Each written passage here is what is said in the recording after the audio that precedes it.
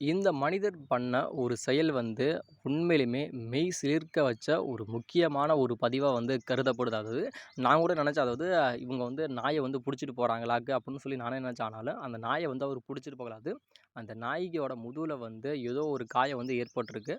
அந்த காயத்த வந்து நம்ம வந்து பார்க்காம நம்ம வந்து விட்டுட்டோம் அப்புட்ன்னா, அந்த நாய் வந்து புழு வச்சு அந்த நாய் வந்து இறந்து போறதுக்கு கூட வாய்ப்புகள் ரொம்ப ரொம்ப அதிகம். ஆனாலும் அது மாரி நடந்துறக்கூடாது அப்புட்ன்ட்டு அந்த நாய வந்து அவரு வந்து புடிச்சு அந்த நாயோட முதுகுல இருக்க அந்த புண்ணுக்கு தேவையான அனைத்து சிகிச்சைகளுமே அந்த நபர் வந்து பண்றாரு. அதாவது அந்த நாய வந்து புடிக்கிறப்போ, அந்த நாய் வந்து அவ்வளோ இதா இருந்துச்சு.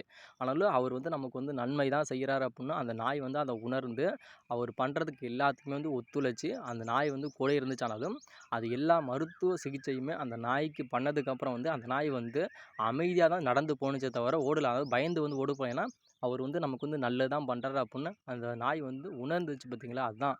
இன்னமும் சொல்றேன், மனிதநேயம் அப்படிங்கிறது இன்னமும் மனிதர்களுக்கு வந்து சில பேத்துக்கு வந்து இருந்துகிட்டு தான் இருக்கனாலும், சில பேர் வந்து ஆடு, மாடு இறந்தா கூட யாருமே பார்க்க மாட்றாங்க. ஆனா, இது மாரியான மனிதர்களுக்கு உண்மையிலும் சொல்றேன், நான் மரியாதை செலுத்துறேன்.